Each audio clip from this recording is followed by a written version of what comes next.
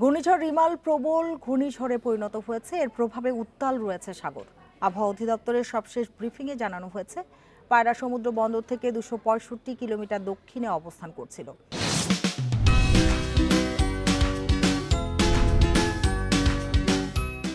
প্রবল ঘূর্ণিঝড়টি আরও উত্তর দিকে অগ্রসর হয়ে সন্ধ্যা বা মধ্যরাতে মোংলার নিকট দিয়ে পশ্চিমবঙ্গ খেপুপাড়া দিয়ে অতিক্রম করতে পারে। এরই মধ্যে বাংলাদেশের উপকূলীয় এলাকায় ঘূর্ণিঝড়ের প্রভাবে দমকা হাওয়া সহ বৃষ্টি হচ্ছে। ঘূর্ণিঝড় কেন্দ্রের 64 কিলোমিটারের মধ্যে বাতাসের সর্বোচ্চ গতিবেগ ঘন্টায় 90 কিলোমিটার, যা ঝোড়ো হাওয়ার আকারে 120 কিলোমিটার পর্যন্ত বৃদ্ধি পাচ্ছে। প্রবল ঘূর্ণিঝড়ের প্রভাবে খুলনা, সাতক্ষীরা, বরিশাল, পটুয়াখালী, চট্টগ্রাম, কক্সবাজার সহ 16 উপকূলীয় জেলা ও এর আশপাশের দ্বীপ ও নিম্নাঞ্চলে 8 থেকে 12 ফুট উচ্চতার জলোচ্ছ্বাসের শঙ্কা রয়েছে। সারা দেশে আজ ভারী এবং অতি ভারী বৃষ্টি হতে পারে। পার্বত্য অঞ্চলে পাহাড় ধসেরও শঙ্কা রয়েছে।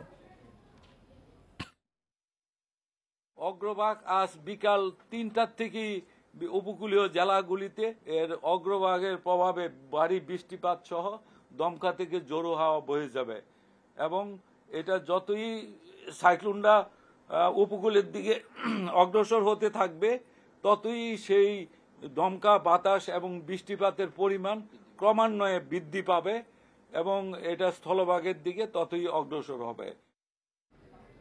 ঘূর্ণিঝড় রিমালের সবশেষ পরিস্থিতি নিয়ে জানাতে আবহাওয়া অধিদপ্তর থেকে যোগ দিয়েছেন সহকর্মী বনি ইবনে কামাল। বনি, কি জানা গেল ঝড়টি উপকূল থেকে এই মুহূর্তে কত দূরে অবস্থান করছে আর দিক পরিবর্তনের কোনো সম্ভাবনা রয়েছে কিনা?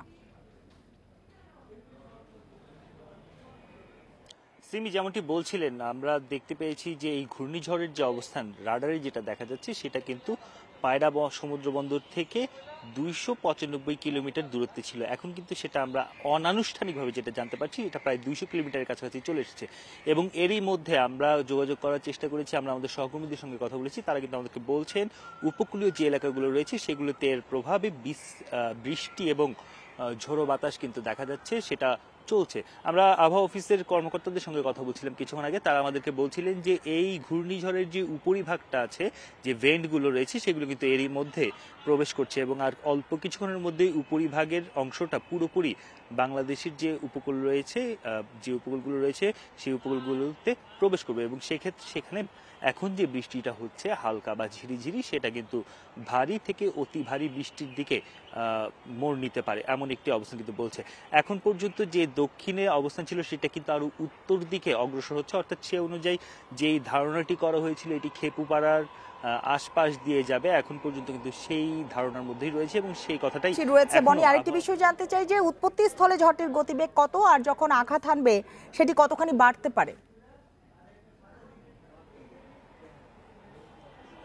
এখন পর্যন্ত বলছে যে এই ঘূর্ণিঝড়ের কেন্দ্র থেকে 64 কিলোমিটারের মধ্যে যে বাতাসের গতিবেগ সেটা 90 কিলোমিটারের মতোই রয়েছে এবং এটা যখন আরো অগ্রসর হবে, আরো সামনের দিকে এগিয়ে আসবে, সেক্ষেত্রে এটা 120 পর্যন্ত কিন্তু উঠতে পারে। 120 কিলোমিটার প্রতি ঘন্টায় বাতাসের গতিবেগ উঠতে পারে এবং এখনো কিছু কিছু ক্ষেত্রে এই ঘূর্ণিঝড়টির যে 64 কিলোমিটার জায়গা রয়েছে সেখানে কিছু কিছু জায়গায় 100-110 কিলোমিটার প্রতি ঘন্টায় বাতাস কিন্তু বয়ে যাচ্ছে এবং যেহেতু এখন বৃষ্টি হচ্ছে, সেক্ষেত্রে এটি যখন আরো কাছে আসবে এবং ভারী বৃষ্টি শুরু হবে, তখন কিন্তু এই ঘূর্ণিঝড়টা কিছুটা দুর্বল হয়ে পড়বে। স্বাভাবিকভাবে আমরা যেটা দেখি কিছুটা দুর্বল হয়ে পড়ে এবং যত কাছে আসবে, অর্থাৎ যখন এটি স্থলে উঠে যাবে, স্থলনিম্ন, তখন কিন্তু এটা স্থলচাপে পরিণত হবে, তখন কিন্তু আর এটা ঘূর্ণিঝড় রূপ থাকবে না।